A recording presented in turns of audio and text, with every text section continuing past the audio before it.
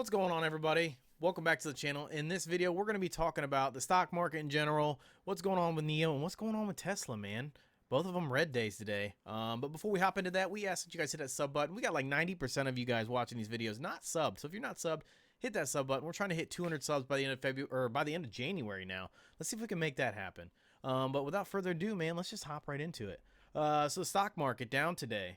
Not down by much, but a lot of the tech and EV stocks were down today. Yeah, I was just gonna say it's not a very good day today for a lot of stuff that I have, but we were expecting a correction at some point. So. Exactly.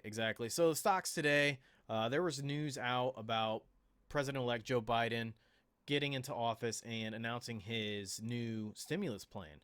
It's called the All Rescue or American Rescue Plan, and that includes benefits to unemployment, the $1,400 to Americans, and it also includes, I'm kind of just reading over my notes, it also prevents people from being evicted all the way through September. So that kind of turned the market a little red today. It's only down by like 100 points or so, you know, the Dow and the S&P 500. So it's not a lot, but a lot of those tech and EV stuff, you know, definitely took a hit today, or some kind of correction. But he's also calling for $350 billion in aid to state and local governments. He's also trying to push out $70 billion for COVID testing and the vaccination program. So we'll see what happens there. And I know he's also pushing for $15 an hour. So that can kind of, you know, raising the minimum wage could cause a bunch of issues with some people. We're not trying to get political here, just kind of talking real facts here. You know, you raise that minimum wage, prices go up. There was a report a couple weeks ago about Seattle. They had Uber, I guess, is going to be raising their prices in Seattle because the minimum wage out there is $15 an hour. So Yeah, they're raising their prices 25%. I think at the start and beginning of this year, and then by April, their prices are going to go up 50%. Right. And that's because Seattle raised their minimum wage. So right. So we'll see what happens there if that $15 minimum wage passes. But yeah, so that's kind of why the markets are down today. But let's talk into Nio, dude. Nio's down 8%, man. This is kind of unfortunate. We did see this coming more than I expected. Chad kind of hit it on the head, you know, hitting that $55 mark and then kind of sticking around there. So we did see down here, it did hit 55, opened this morning at 61, and had a big pullback of 8%. So I personally kind of think this is a good buy day. I bought it. Oh yeah, for sure. I bought more as well today. Yeah, this is kind of the correction we've been, you know, kind of anticipating, really, I guess. Right. We knew this was going to happen at some point. It went up a lot higher than I thought before it would start correcting. So that's good for me. But it's still up 29% for the past month. So, you know, it only started selling off after the huge run up after Nio Day.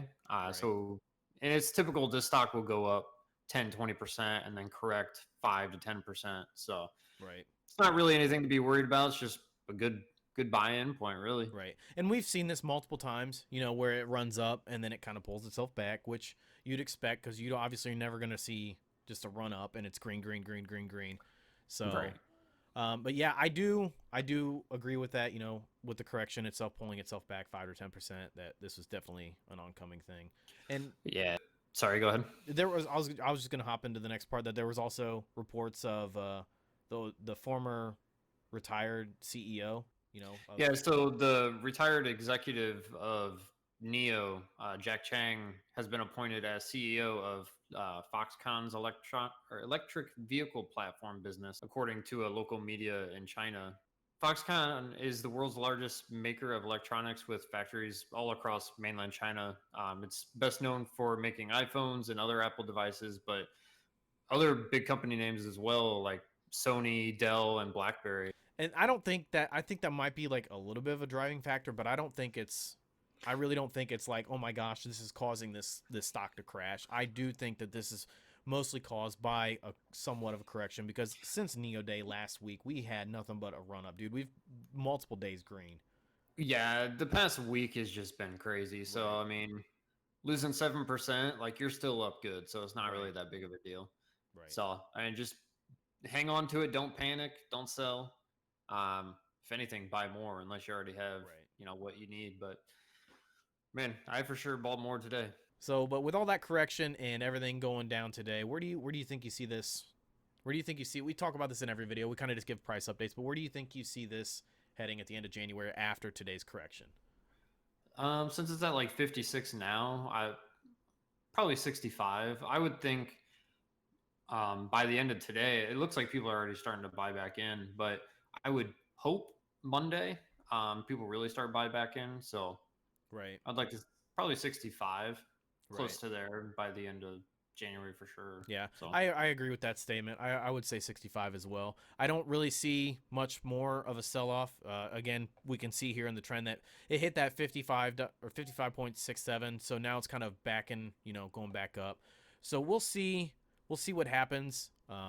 Again, if it starts heading towards that 40, man, we can start to panic. But I don't think we're headed that direction anymore. I think people kind of felt where it's going to sit, and I think we'll see what happens on Monday morning, man. If it goes down to 40, everything else is tanking as well. It's not Right. just Yeah, me. there'll be definitely a reason for it. So, all right. So let's go over and hop back into Tesla and see what's going on there. So Tesla again today, another sell off a little bit, pulling back 2.46%, pushing that $800 mark, man. I know it's got right now there's a solid target price of 900, and we had an analyst today come out and say he raises his target price to 950. So. Yeah. It's kind of like one of those things like, why is it pulling back when it should be going up? But I think, again, it's been nothing but green days for the EVs and everything the last couple days. I think it's just a solid, just another pullback. Right. I think it's kind of a domino effect with everything, the whole market. When a lot of people start selling, then, it's going negative and people see it dropping, and then everyone else just freaks out and starts selling, and it just makes it worse. Makes a worse problem just because of people just selling off emotion. They don't not an actual reason. It's just they see it going down, so they sell. Yeah, and that's what we try to avoid. We're in here for the long term. The long term hold. So we'll see what happens. But analyst Daniel Ives, I believe that's how you pronounce his name. He gave it a price target again of 950, but he did it without moving his recommendation from neutral hold to buy. So that's kind of got people like, why? But I think this is a great buying point for Tesla. We always tell you guys to do your own research and invest in stocks that you believe in, and always do your own research and consult your own financial advisor before doing anything critical. And everything we say is all for entertainment purposes only. But with him saying that, I think this is another good entry point. I don't want to say entry point. I want to say a good point to either buy more or to just hold. I wouldn't sell.